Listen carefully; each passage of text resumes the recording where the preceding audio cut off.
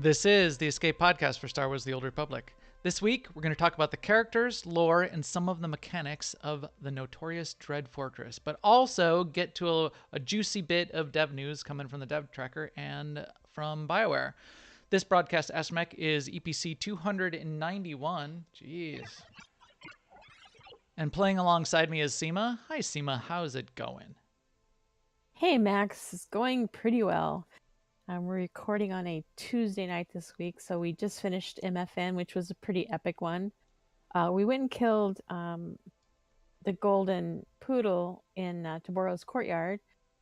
And we had 11 people, and we did it on 16-man, which was pretty good. We had a couple of false starts until we figured out the right ratio of roles and who was doing what.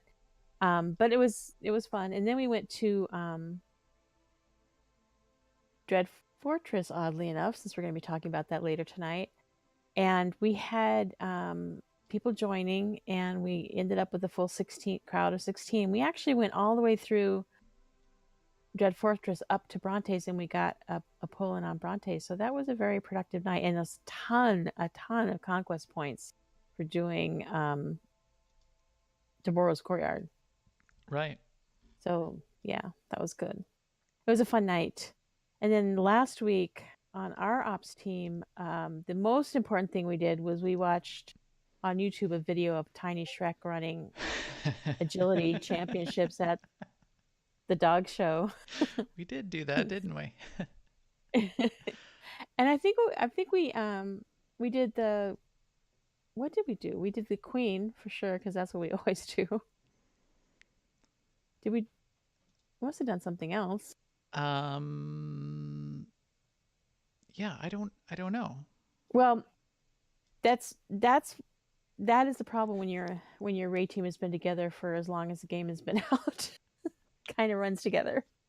And when we get a new operation, that's going to change up our lineup, so that'll be cool. Sorry, I'm watching Tiny Shrek again. Yeah, that's pretty awesome. But yes, he's better than most dogs. Yes, those are things we did. Yeah. we did. I think we did the Queen on a couple different characters. So anyway, yes, it's been a fun week. How about with you, Max? I did those things too. I have decided that my Sork is the next character that I'm going to get 252 gear on, at least, if not 258. That's a good idea. I only did it on my Sork so far. I'm going to start doing it on my Sork and my Sage, of course, and switching the gear back and forth and try to accelerate that a little bit. But I like my Sork. It's a DPS Sork. It's the main character I use if I'm going to PvP any significant amount and not just try to get like a timed weekly done or something. I like PvPing on that Madness Sork the best. So little of that, a little bit of crafting on the side. It was still, augments are still hot, and the price on CMTs is varying still to some degree. It has been about 2 mil or above just in the past about 4 or 5 days. It's been dropping below 2 mil. In fact, I had some at 1.9, and then I got a couple even below 1.9.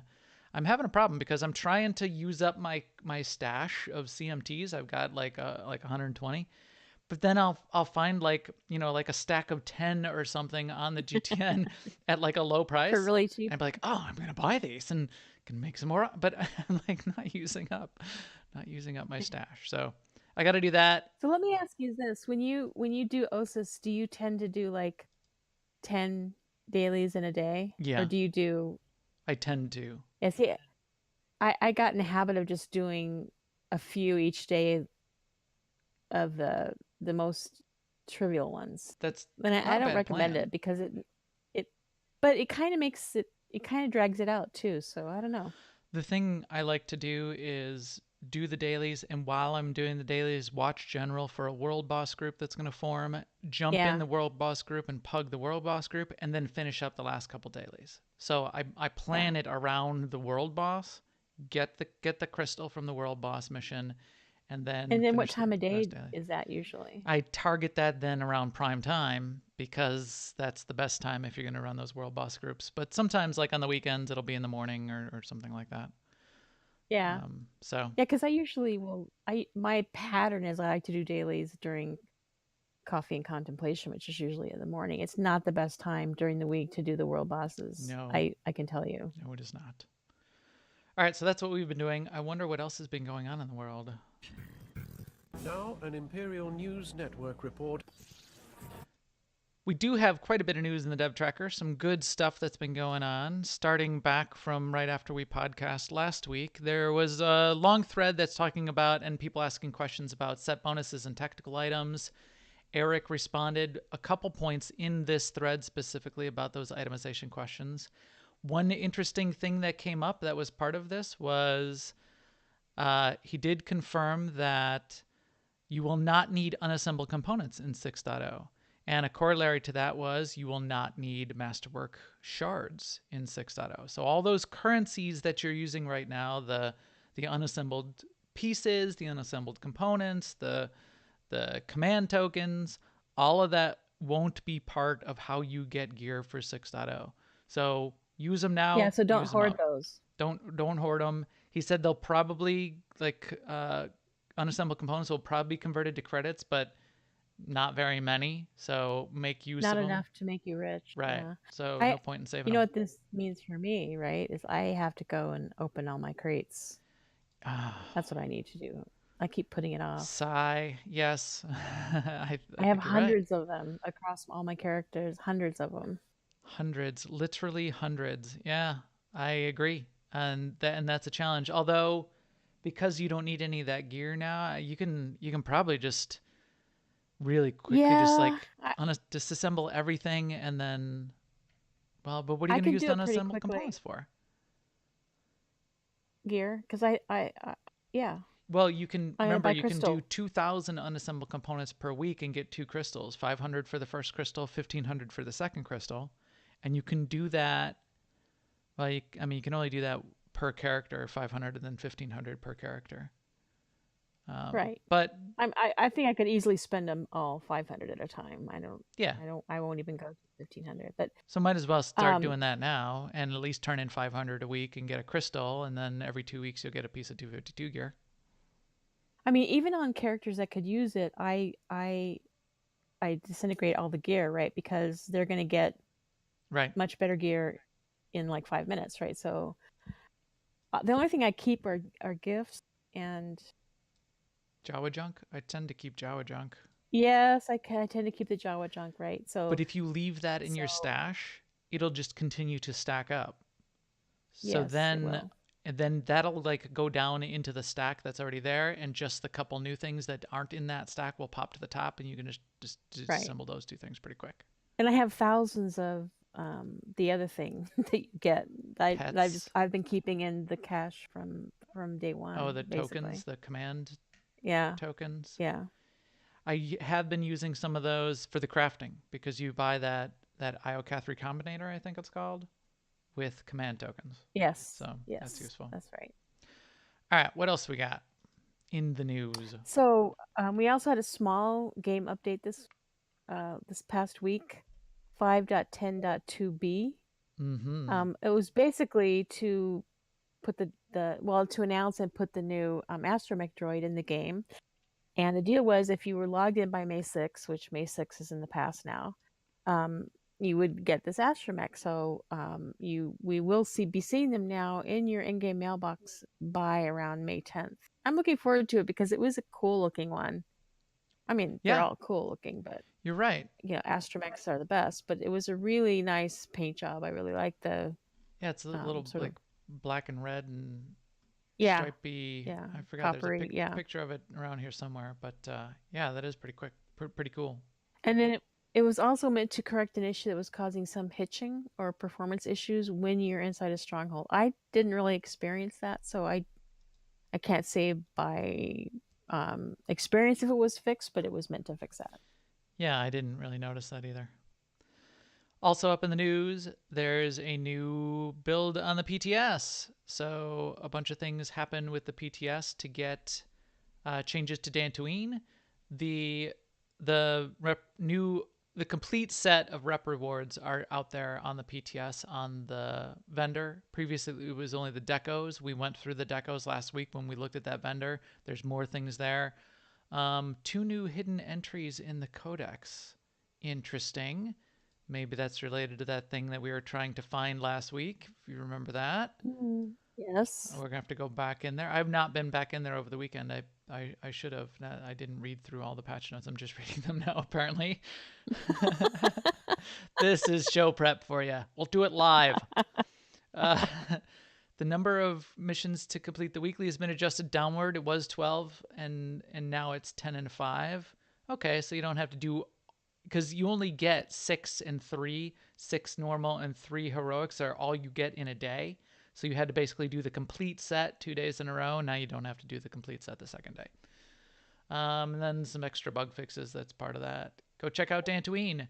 I still need a couple sorks, sages, sorks, a couple sorks to come help me on Dantooine to do some exploration, some parkour that I want to do there on Dantooine at some point. So that's that. And speaking of Dantooine, we also had a lore article on SWTOR.com called a Dantooine Tactical Report, which was a cool little thing written from the perspective of an assessor who was communicating to his upper management that he thought that now would be a good time to deal with the Republic menace on Dantooine. Yes. And and he had tons of good reasons for why they should do it, not the least of which is our old friends, the Nova Blades, the pirates that we already know are on Dantooine, but the basically that making it a good opportunity for the Empire to make a move on Dantooine at this time, especially since Dantooine is in Empire space. Right. But it's also a very important planet to the Republic. So, and historically, yes, all his points make very much sense. I think the Empire should do something about Dantooine. Yeah, what the heck? The heck, guys? We should do something about it. Of course, he's not getting a lot of response. He's basic. Doesn't he say? Isn't it part of here? He's like, well, he's brought it up before. Yeah, he's brought it up before. But I think he is going to get a response. I think we are going to go out there and try to do something about the Republic. Yeah. Yeah, you know what we're going to do. I'm just guessing. We're going to go jump down a well. Is what we're going to do. Does he think that's what they had in mind? Maybe. Maybe. And then finally, to round out the news in the dev tracker, Mike Bradley was out there posting again, following up on, this is the April report. It didn't come out until a few days into May, but the idea was the PvP community in particular was saying, please keep us up to date on what's going on. So he's got a report. Here's what we did. 15 accounts were suspended and reset from a PvP perspective.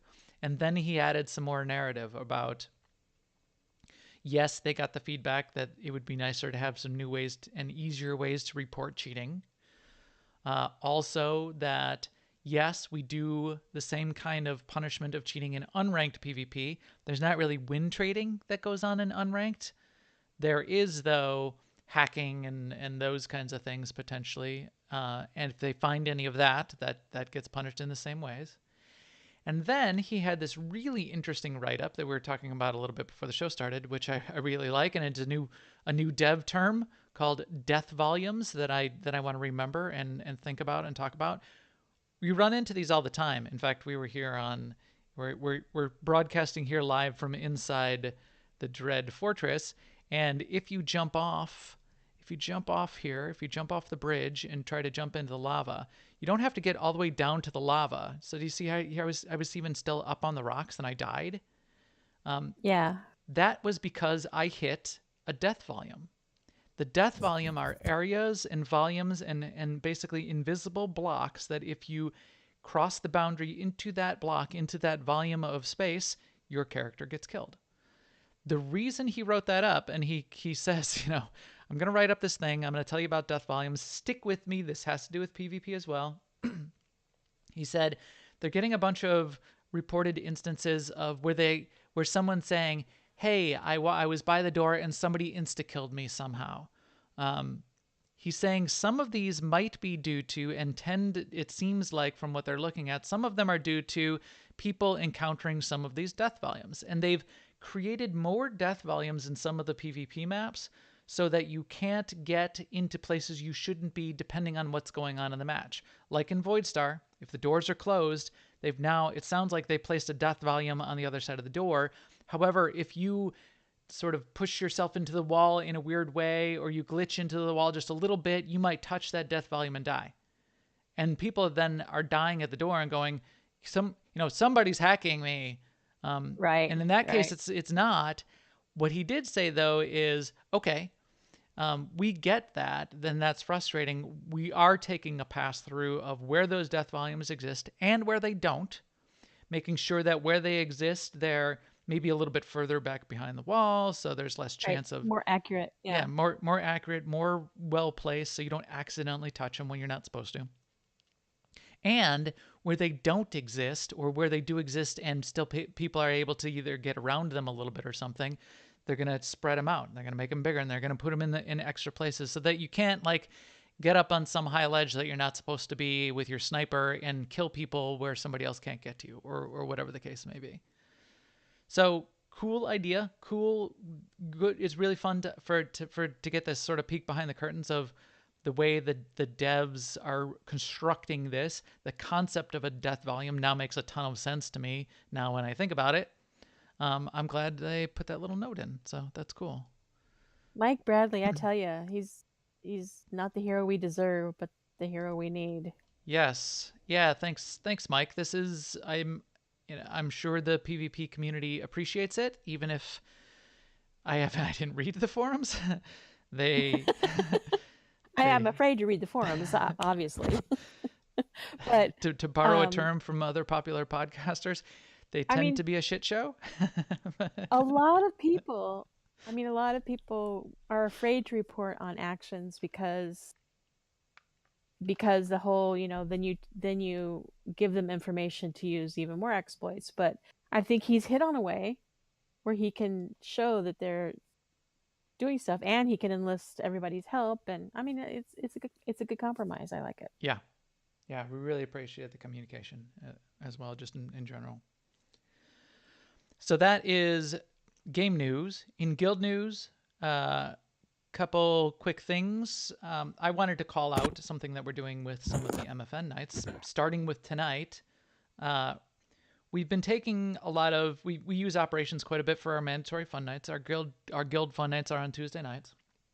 And one of the things we've been doing is saying, hey, wouldn't it be fun to go see Terror from Beyond or Scum and Villainy? So we go into Scum and Villainy, we kill a boss, kill a boss, kill a boss. We get through, we kill Titan 6 and we kill, who's the next one? The big dog thing. And maybe we get to the mercenaries and we kill them. You can never, if we do have like an hour and 45 minutes and we're instructing people that have never been there before and talking about strats, we're never going to get to Styrak, because Scum and Villainy is huge. So what we're doing, and we've done this once before, and our plan is, BC, one of our officers who's sort of running our MFN planning, came up with this great idea to run it. And this is what we did. We ran Dread Fortress tonight. We started with only about an hour and 10 minutes in, and we ended up doing really well. We got up to Brontes and even did a pull on Brontes, but people didn't know where the lightning was and that kind of thing. So we didn't finish Brontes, and we have a hard cutoff because we've got things like a podcast to do and people have work and kids. What we're going to do next time we run this, which will probably be in 2 weeks or maybe even next week. I don't know if we're going to, because we rotate every week, but BC will line us up and he'll get a strike team together. And the strike team is going to go in for our guild and clear the bosses that got cleared the previous time. So when MFN starts, we'll get to go right to the boss that we left off on and basically do the second half of these operations where we never get to them. So the people that have never seen these bosses, have never fought Brontes, have never fought Styrak, will get the opportunity to do that.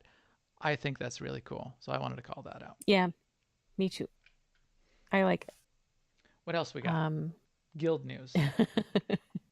Oh, so also Mega this month, the May Mega is on the 11th, which is a Saturday, not a Friday. It's a Saturday, which I think is very cool. Yes. I like Saturdays. It is also going to start at an hour later than normal because to make it easier on 9 West Coast Central. people. 9 Central. That's the only Yes. way to express the appropriate time that it's going to start. It's the only way that Okay, makes so sense. 10 Eastern. Don't know what that means. And it's going to be on the pub site, and it's going to be a World Boss crawl. So yeah, Saturday night, be there. I'll be there. Yep. Monthly Epic Guild activities. They happen once a month. Our officer Marcus B, Mark USB, who is also one of the 2 co-hosts of the Working Class Nerds podcast, another awesome Star Wars The Old Republic and Star Wars in general and AIE related podcast. Check that out. Search for Working Class Nerds. You will find it. Those guys are obviously awesome as well. Marcus runs our monthly Epic Guild activities, our monthly events. Thank you, Marcus, for that. You are the best. So is BC, so is SEMA, so is everybody. But you are also the best. In community news, in greater community news, this is old from last week, but yeah, the guild banner designer is still cool.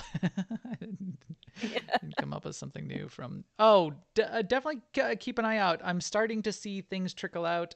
People are putting together Dantooine guides. I think Zam published something. I thought she was gonna to hold off I know on she some was things, working but on one. I thought Yeah. something early got published. But keep an eye on those feeds. A lot of the content creators are starting to put a few things out about that and a few things out about a few other things. Definitely give a shout out to those awesome content creators out there. Who was I watching over the weekend? Last week, Peter the Cellcath, SWTOR Central did a 24-hour streamed Star Wars: The Old Republic for 24 hours straight. That was exciting. Oh my gosh. And then Jay Musselman was streaming and got in with a group, a couple Nightmare teams, and they did a 16-man Hateful Entity. So we did Dreadful Entity. They did Hateful Entity, which is the one in Scum and Villainy. I didn't watch the whole thing. I watched them for about an hour. That is a nuts fight. So think of what Dreadful Entity was, where you're dragging around sort of all through the outside part of Terror from Beyond. Hateful Entity, you're dragging around the narrow hallways inside of Scum and Villainy in that area where you're up on the stairs, and it's a lot Like harder. the tunnels. Yeah. Yeah, that did not look fun. And they were all Nightmare Raiders. They knew what they were doing, and they were wiping over and over. So that looked quite challenging. So that's that.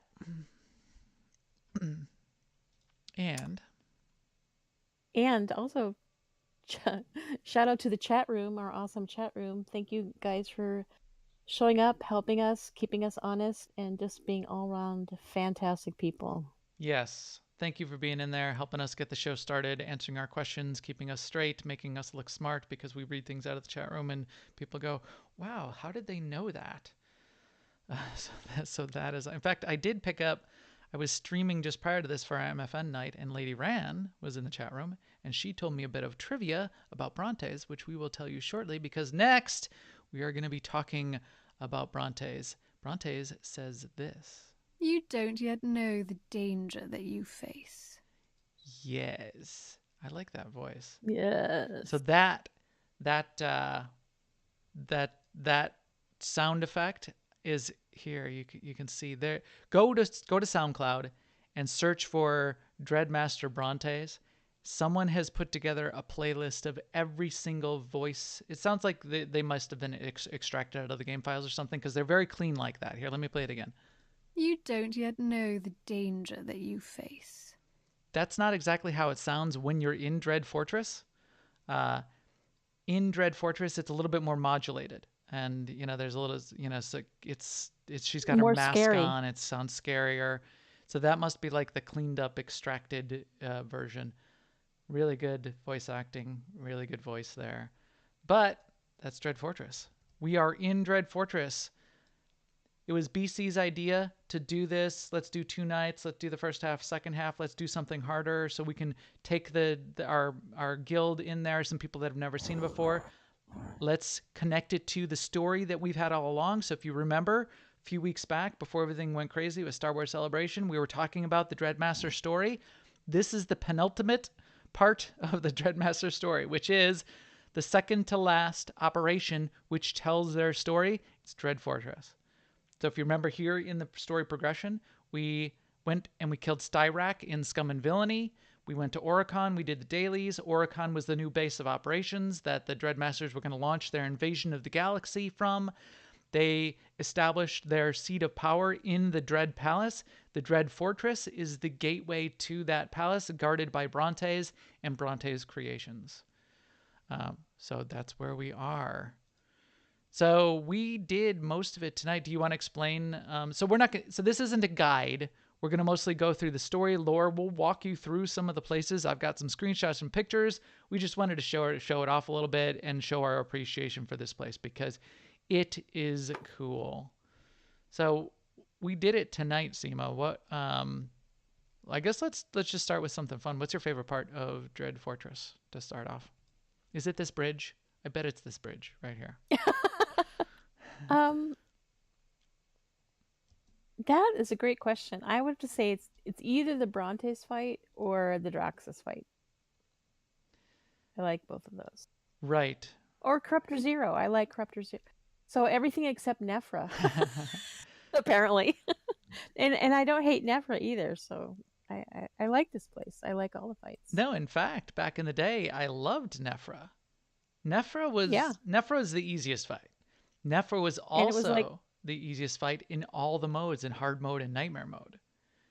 Yeah. And when you couldn't even think of getting through Draxus on nightmare mode, or maybe you couldn't even get through it on hard mode, you could still do Nephra on story, hard, and nightmare. So you could do Nephra 3 times in one night, do all the modes, and back in the day, you could get a couple extra gear pieces in those harder modes. That was sort of cool, nice little trick. So yeah, I don't know what my favorite is either. I would say Corruptor Zero, but that was really painful when we were doing it on nightmare mode. That took us a long time to get through that. Maybe Brontes, because there's just so much to like about Brontes, including the euphemisms. I like fights like Corruptor Zero though, because there's a lot of mechanics to do and things to go and places to see, as opposed to a fight like Nephra where and Nephra's not the best example of this, but it's more boring for me when the main problem is it's a DPS check. Yeah. Then it's just keeping everyone alive until they manage to kill the boss. It's not a bad plan. It's a good plan. Right. It's not as interesting as the ones that are more mechanic heavy for me. Anyway, this bridge is the start of it, and this bridge is its own boss. So yes. you get those big, I forgot what they're called, but you get those big guys. There's like 6 of them here. There's 2 here, and there's 4 roaming around back in the next hallway. So you get to that first bridge. As soon as you walk in the entrance, there's 2 of them standing at the pillars.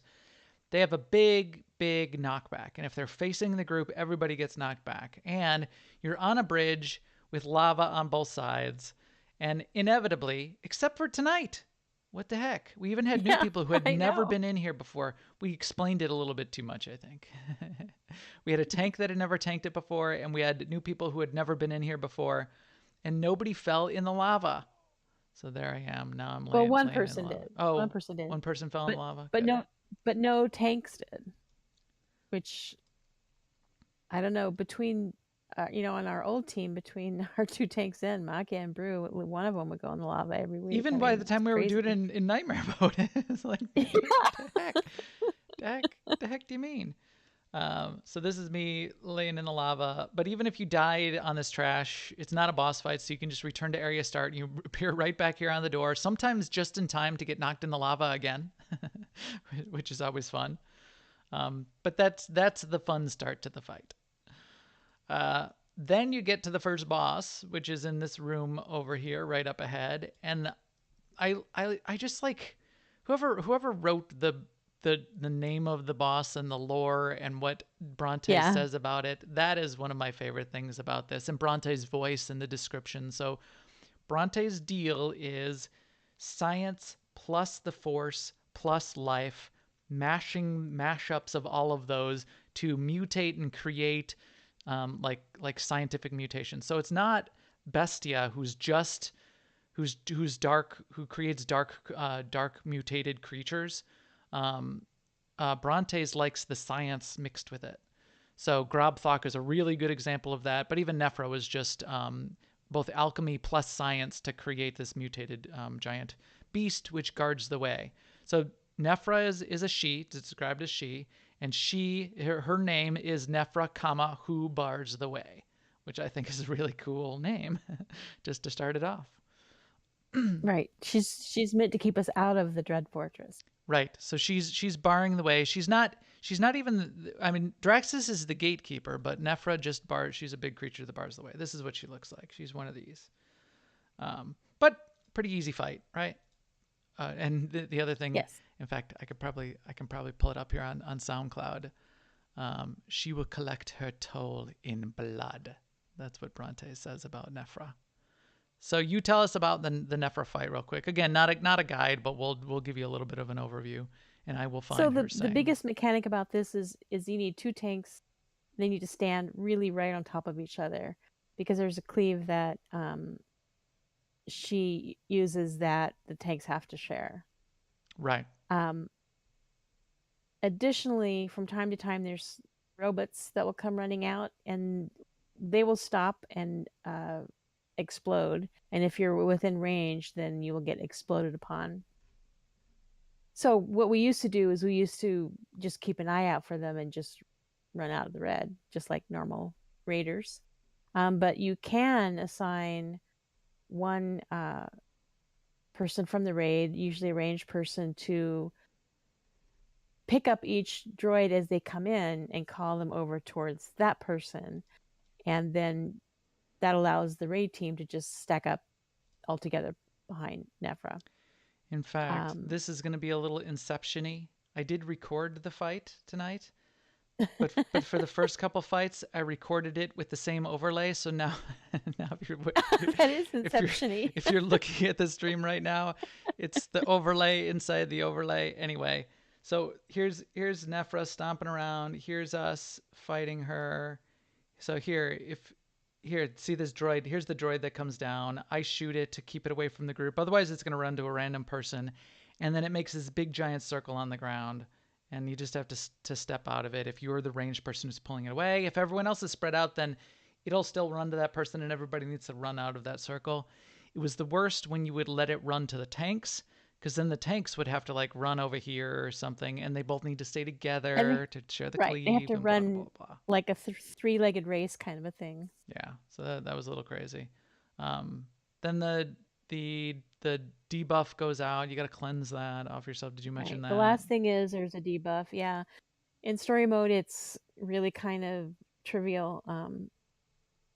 But yes, in harder modes you got to be on top of that. Mm-hmm. We used to assign actual like targets, like anyone who was DPS and had a cleanse. We would say, okay, Max, you cleanse this person. Apollos, you cleanse this person. And then I would cleanse a tank and myself, and the other healer would cleanse the other tank and itself. And then somebody else would try if we had a sniper or something. Right. Yeah, good luck. Right, because you couldn't. You're gonna get somebody's third cleanse. Right, and you can't let it tick that long, and you certainly couldn't wait for the healers to rotate through everybody. Somebody would be dead. Yeah. Otherwise, Nephra's not too bad of a fight. No. As I said, you could do it in hard mode, nightmare mode. It's a fun one to go into those extra modes and just feel like you're doing something in nightmare mode-ish if you want to give it a shot. I mean, if you have someone taking care of the droids, it's really like a tank and spank. Yeah. At that point. Right.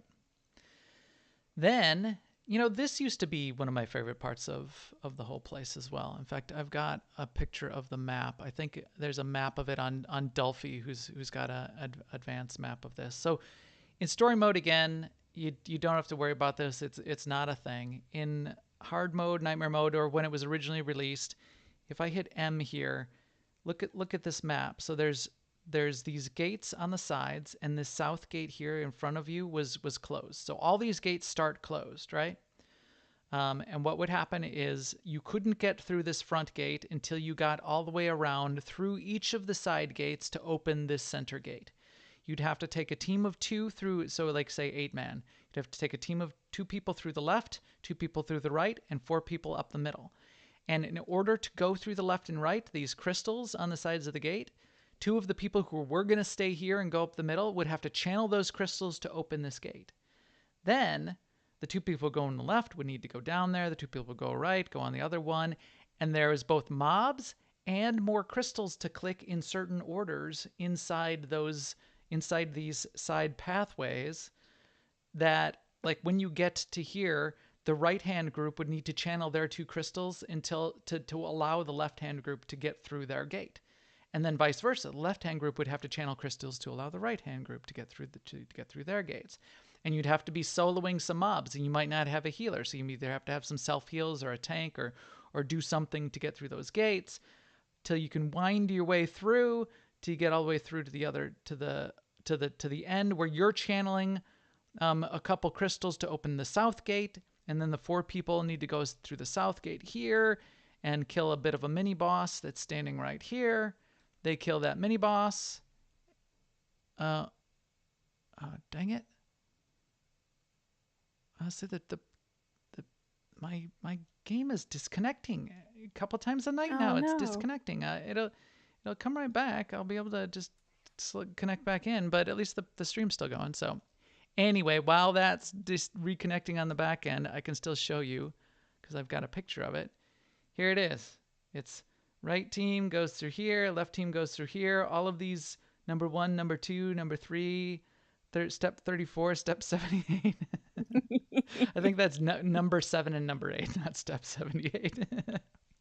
But that's pretty much what would happen. All the way till you get in here, open the gates, people can come through, and then now you defeated the gate boss. And now you're up to the next boss. Now you're up to Draxus. But that whole thing was just designed around fighting to this puzzle. I like puzzles in the game. I like puzzles in Star Wars. I like the puzzle gates. I like the puzzle pylons and Eternity Vault. I like the puzzles in the Shroud quest line. So that's why I liked that. That was the puzzles. Hello, I'm back. Where are we? Oh, yay. Where are we here? All right, so now let's go through here and we can talk about Draxus. Draxus. But let's go the other way. Oh, I'm going the wrong way? Going the wrong way. Go this way. You were disoriented by being disconnected. Yes. Draxus. Draxus is human. Draxus is a member of the Dread Host. So if you remember when we were talking about this in the past, Dread Host was basically the militant servants of the Dread Masters. Draxus is one of their lieutenants. He's a senior commander, and he is the gatekeeper. So he's guarding the main gate to the main body of the fortress. So you get through all of these side gates. You got past Nephra. You get up to Draxus, and then the Draxus fight, which is pretty cool. So you want to sort of give the overview of the Draxus fight, and then Sure. I've got a diagram to show for the Draxus fight too, which I The think is Draxus hilarious. fight is basically 9 waves of ads, and it's all about downing those waves. And in between, you do a little DPS on Draxus, but you cannot win Draxus without managing the waves. Right. And each wave has different combinations of mobs that have different capabilities. One of the more devastating ones are called Corruptors, which cast Mass Affliction, which can be tricky to heal through. So that's the main thing to me. Then the next thing is there's these mobs called Dispatchers, which just basically constantly cast lightning, and they cast lightning at random people. So you got to keep people healed up from that. They don't really have a aggro table, so they'll just pick whoever. And we always kill them last because even though they're damaging a lot of people, they're not as dangerous as the corruptors say. There's also a mob that has a giant knockback. Well, I guess I guess they don't have the knockback anymore in story mode. There's a mob that comes out and messes with your plans by healing the other mobs. There's mobs that come out, and then towards the end, there's two more major mobs that come out and start putting telegraphs everywhere that people have to stay out of. And while you're dealing with these waves, you're also still to kill Draxus. Here I'm And back in Inception mode. Yes, showing there's some been, of these, but many teams that have killed Draxus but then died because there were ads. They still got overwhelmed by ads, but that's a win. Right. In story mode, as soon as Draxus comes back in the final phase, you can kill him. In the harder modes, he has a shield for a little while. So he's shielded, and you still need to be dealing with a whole bunch of ads in the final wave, and the boss is down, and a bunch of things are going on, so it gets kind of crazy. Here's a diagram I found off of some website. These are the 9 waves. This is a very clever diagram, by the way. So wave 1 is just the bunch of the dogs. Wave 2, 3 corruptors on each. It's 3 corrupt. There's only 2 corruptors on the right. Must be. That's what they say right here. Yep. 3 corruptors on the left, 2 corruptors on the right, a couple SWTORs. You kill them, and that's wave 2. Wave 3, the boss comes back down, but there's. Did I say corruptors? I meant dispatchers. Wave 3, corruptors and dispatchers, and the boss is down. You have to kill the corruptors because they have the dot, and if that dot goes out on everybody, then it hurts everybody. So you kill them, but then you got to get the boss because you DPS the boss down a little bit, and he flies away. So each of these waves, different things are happening, different things you need to deal with in different ways.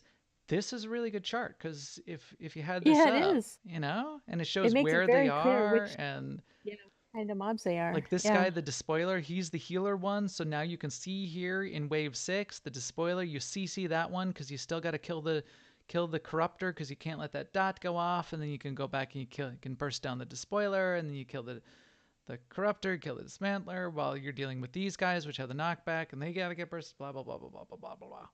So again, not a guide, but that's kind of cool. The whole fight, the boss is not much stronger than any in one of these individual mobs, like especially like these dismantlers or the guardians. But you only DPS him down like 20%, and he flies away. You deal with a few waves of ads. Another 25%, he flies away, waves of ads. So it's about the ads, which I thought made this fight clever always, which I thought was sort of interesting. Left side, right side, odd groups left, even groups right. You need to remember that and deal with that. Yeah. Kind of thing. There's a couple of really painful debuffs in this fight too. One is that Draxus casts a poison grenade, which even in story mode pretty much has to be cleansed. Mm-hmm. And then there's also a version of affliction in later phases that it's not this mass affliction. It only goes out on 2 people, and it's uncleansable. You just have to heal through it. But the unfair thing about that one is it can actually both can land on the same person, and they can have poison at the same time too, if they're really unlucky. I'm jumping up here, Seema, so I can. Oh, I fell down. Anyway. So that's Draxus.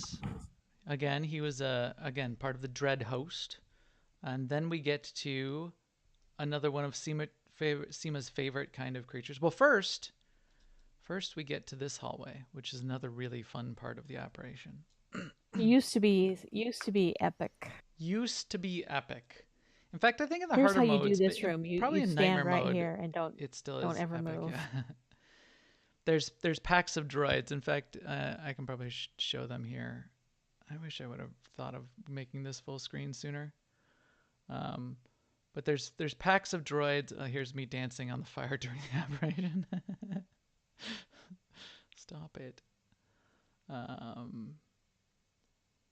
The packs of droids out here, those droids there. I popped it up to more of a full screen. Those droids, when it first came out, all the droids in this hallway, when most of them died, they'd have like a 10-meter radius circle on them. If you were standing in that red circle, it was a one-shot kill. That was awesome and hilarious because if you were clever, you could kill your friends, and Right. that's the way Like we you played it. you could knock back the droid so that it landed on your friends. Right. If you were a tank and all your healers and DPS were grouped up and you were clever about your knockback at the last second, you could be standing on that droid, knock it back at the last second, right onto that group. And our best shot out of 8 people was our tank killed 6 of our group members. And this is even when we were trying to be clever and keep ourselves alive. The other things you could do is, as a healer, you could do an extraction and extract someone into one of those droids. As a commando or like my Vanguard, I could harpoon a droid onto someone. So these were all. But if you're not trying to kill your teammates, you can actually stun them right before they go into their blow up I don't understand. timer thing. What do you mean? Not trying to kill your teammates. That doesn't make sense to me. I don't understand the words you're saying. Anyway, Some teams out there might not be trying to kill each other. epic hallway leading up to the third boss fight in this room in the forge. Again, so now we've gotten through the gates. Now we're just in a working part of the fortress, which is this forge area. And who runs the forge? Who runs Bartertown, Seema? Who runs our forge here? It's what's his name? Grobthok, who Oh is yeah, Grobthok. your favorite kind of creature. He's a Rancor. He's a Rancor. Not only a Rancor, but a cyber mecha Rancor. So here's a picture of him. Epic boss. I'm kind of sad that the magnet's not here. Right. Why don't they just keep the magnet running? So as you walk into this room, the Rancor's sort of marching around in the middle, and hanging from the tracks in the ceiling is a magnet, which is rotating around the outside of the room. And that magnet is an important part of the fight. In story mode, you can get stuck in the magnet and it doesn't do anything. It doesn't hurt you. It just sort of hovers. It's just amusing. It levitates you in the air a little bit. You sort of wave your arms around and then it drops you back down. In the harder modes, if you get stuck in the magnet, when it drops you down, you're dead. So that's hilarious and awesome. That magnet, though, is very important. We'll get to in part of the fight. There's 2 kinds of mobs in here. So Grobthok here, he's the forge master. He's running this forge for Brontes, making stuff. I don't know exactly what they're making. Can we see what they're making? Because there's even Ugnaughts still hanging out up here. If you look in here, they're like making stuff still in here. Yeah, they're. What's up? I don't think they're real Ugnaughts though. Ugnaughts. So they're making stuff here in the forge. They are also part of, some of the Ugnaughts are part of the fight too. Grobthok will call some of the Ugnaughts out. As the chat room is saying, someone accidentally pulled Grobthok that one time also. Hey, we still one-shot it, even though someone was playing in the magnet and pulled the boss. I don't know who that is. That doesn't sound familiar to me. It was required because we had someone that had never been here before. Right, so we had someone new. We had to have them jump up in the magnet. Anyway, you're fighting the boss. It's mostly a tank and spank. In fact, this was a great one to have the meters running if you're a DPS, because you're mostly just standing in the center of the room, and unless you get the lava on you, which I'll explain in a sec, you're just standing at the center room and you're just wailing on Grobthok, which is cool. The tanks have a much harder job, especially in nightmare mode. They have a very hard job because the timing is, you need to be very, very precise on exactly where you're standing, because throughout the fight, at various times, Grobthok will pull a metal pipe out of his butt, just magically. And Each time he slams that pipe on the ground, massive raid-wide damage goes out in the harder modes. Story mode, again, it's not all that damaging. But it interrupts everything you're doing, and massive raid-wide damage is going out. That's what the magnet's for. So that magnet is going around. If when he pulls that pipe out of his butt, if the magnet is right there and you drag him into the magnet right at that time, the pipe gets magnetized, sticks to the magnet, and he can't whack the ground even once. So if you're perfectly arranged, perfectly timed, he might only get 1 smack off or 0 smacks off with the pipe, and you save all that damage on the raid, and that's the way you do the fight. So that is cool. Also, what are the Ugnaughts doing throughout this part of the fight, Seema, while I pull up the picture of them doing it? They, well, they come running out at some point, and off tank drags them through the fire, which is targeted on one person, and that person has to sort of kite the fire in a little circle so that there's a nice little pile of fire for the off tank to run the Ugnaughts through. Yeah, I forgot what that ability is, but you'll oh, there he's dead. Oops. Mining. Something mining something. Somebody gets mining something on them, and that means boy, I wish I clipped I should have clipped this. Boy, if somebody was more prepared. Yeah. A mining droid has targeted Dalek. So when the mining droid targets you, the mining droid is making these holes in the ground with the lava that's coming up. I heard Marcus's group calls these Cheetos. You're dropping Cheetos on the ground. That's what these chunks of lava are. That's what they called it. I love Cheetos. Anyway, all you need to do is just not stand in the lava. And if you keep them in a tight little circle, the off tank just takes any of the Ugnaughts then that spawn and just drags them through lava. So you don't even DPS the ads. The Ugnaughts get dragged through the lava. You just need, again, so BC got the mining droid. BC is gonna drag a little bit of lava on here. Again, our ops group would drag the lava onto our friends. Because that's that's what you do to make things interesting. You tried to kill your friends. But here you see the Ugnaughts are just being dragged through the lava and the Ugnaughts die. Everyone else is DPSing Grob Thok. And if you can see, if I would rotate, I just tried to rotate the camera in this video.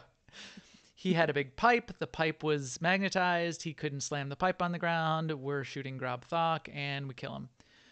You can get a Grob Thok decoration. I'm pretty sure I have a Grob Thok decoration in my stronghold. So it either comes from hard mode or it comes from somewhere in here or it comes from somewhere. I have a life-size Grob Thok in my stronghold. So there's that. You can get that somewhere. So it's cool. Grob Thok is awesome. Nice. That was always one of my favorite. Oh, everything's my favorite. What the hell's wrong with me? I had this fight was one of my least favorites in here for me because yeah, there's that, and also it depends so highly on the tank. Yeah. Doing a very specific thing and doing it correctly. In nightmare mode, there's very specific spots you need to be positioned on each time that pipe comes out. So you need to know exactly where they are, have a map of it on the side, and have maneuvered exactly to that point at the right time when the pipe comes out. Otherwise you're in trouble. So once we had it all mapped out precisely and we had markers down, we ended up being able to get through it in nightmare mode. But yeah, otherwise, especially when you're trying to learn it, it's all on the tanks. It's a lot of pressure on them. It's a lot of pressure on the healers because there's massive damage going out. DPS, we're just shooting things. We don't really care. Another hallway filled with droids that can blow up. But yeah, if you have ranker phobia, like Seema does, it's also terrifying from that perspective. And then you get into this, and of all the fights, well, besides, we spent a lot of time on Brontes and never killed Brontes on Nightmare mode back in the day. Nightmare mode, this fight, though, took us the longest. We spent the most time on this fight, which is Corruptor Zero. So Corruptor Zero is a droid, a battle droid. Here he is on Wikipedia. He's part of the droid armies that belong to the Dreadmasters. Corruptor Zero commands droid forces, and you fight those droid forces in this Corruptor Zero's room here, which is pretty cool. So what was your feelings on this fight back in the day and now? Like I said, since it depends on mechanics, I really like it. There's a mechanic in the harder modes that was which was rough because anyone in the raid that got the bomb that I'm referring to would have to run it to the right point and do it in a fast enough manner. So it was easy to wipe in this fight because it would be all on that one person at that moment. So that's a situational awareness check. Yeah. But you can, even in those days, you could manage the fight so that the same person got it all the time, but through positioning. So that was a way to minimize it. But yeah, because of the many phases, and I like the avoiding the laser, going around the corner. When you Stuff like walk that. in this room, Corruptor Zero is up on the top. This is another sort of lots of waves of ads. Dealing with the ads is a big part of it. It's his droid army. For some reason, as all bosses seem to do, they decide not to throw their entire army at you all at once. They, no, just a couple at a Yeah, just time. Oh wait, they're dead. Ah, a five to couple more. yes, Maybe this time. 5 to 7 at a time. Yes. So here he is. He's standing up on the balcony. You fight his first wave of ads. Then he comes down.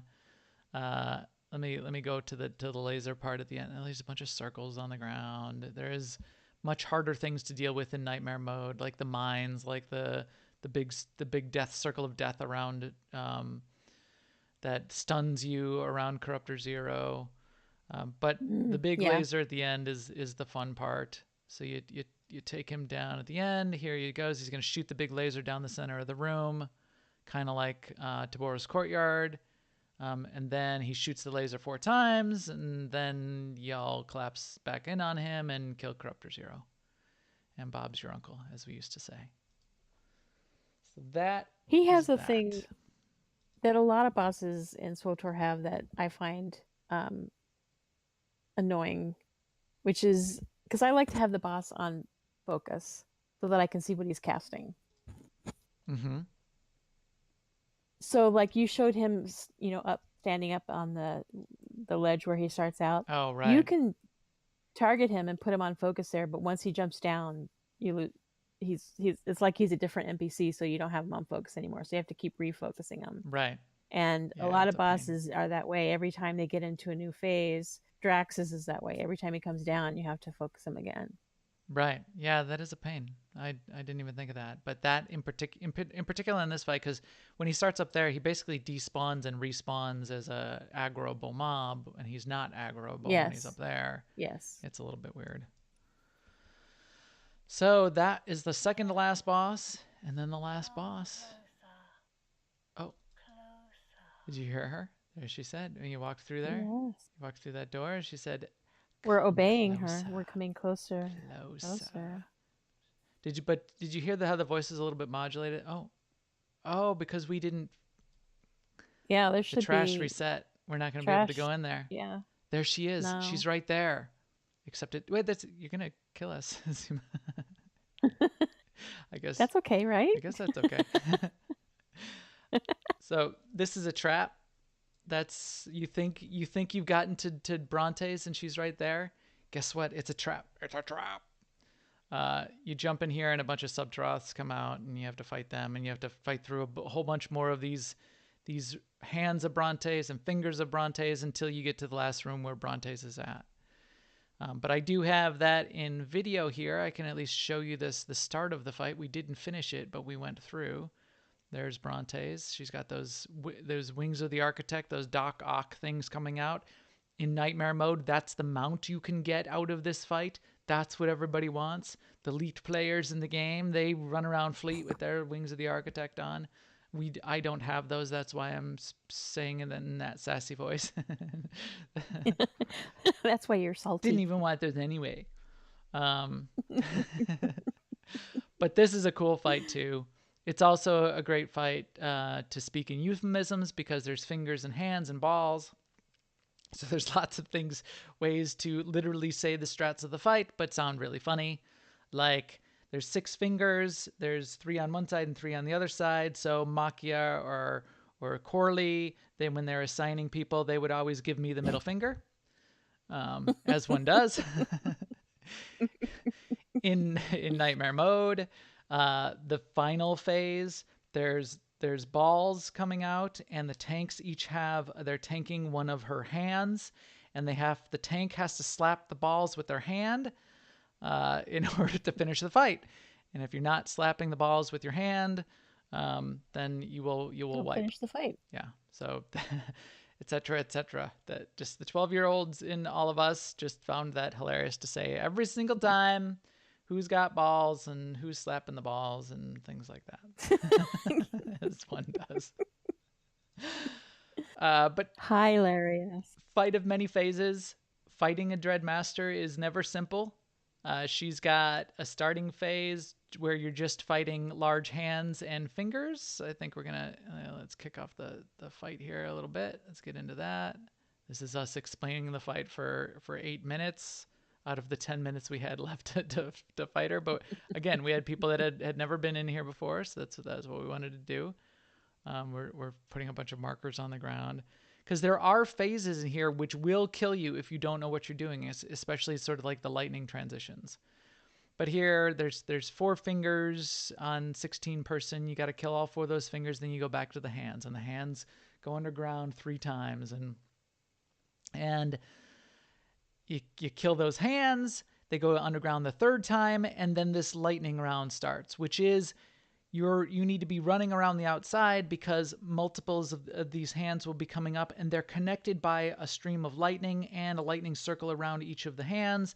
And if you're anywhere near them, especially on the harder modes, you get killed. So everybody sprints out and everybody keeps moving because you can't stand still because they spawn right on top of a person, etc., etc. And that's only one of the phases. So, first phase were fingers and hands multiple times. Second phase, run around the outside with lightning.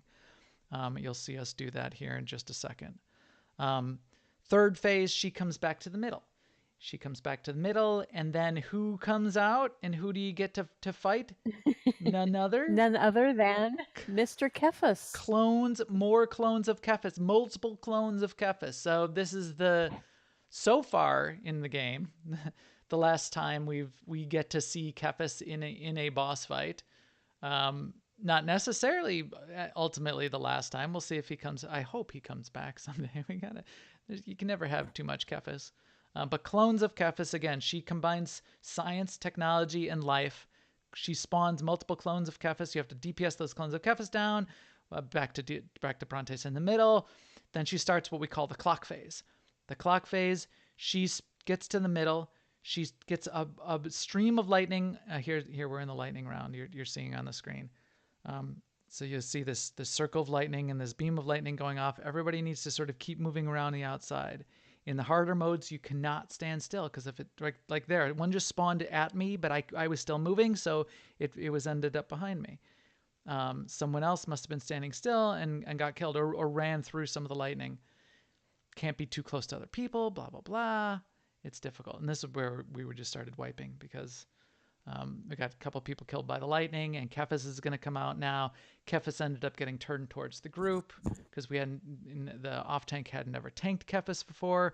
Marcus, our marauder, drew aggro as he is wont to do, and that blast from Kefus blasting towards the group basically wiped the group.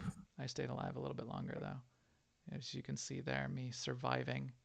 I will survive. Anyway, go through the lightning round, kill some droids, go through the 6-finger phase. You have to be tanking. You have to have a DPS sitting on each one of those fingers, more fingers and hands. Go through a final phase where she's fighting you. Again, many phases, many rounds. Dreadmasters are never easy to kill, but that's where you finish the fight. Killed Dreadmaster Brontes. 2nd Dreadmaster you get to kill out of any of the operations. Remember, the first one was Scum and Villainy at Styrak. The second one is Brontes in the Fortress, and that opens the doors. You've gotten through the gates. You've finished the palace, the fortress. That unlocks the palace. So there you are. And Bob's your uncle. As we say. Bob is your uncle. As we say. Right, Brontes? Leave the corpses to me. They will serve. Leave the corpses to me. Defend your masters. Defend. Yeah, you gotta pull up this. I gotta strip these out into separate elements on the soundboard. This is really awesome. Embrace death, as all things must.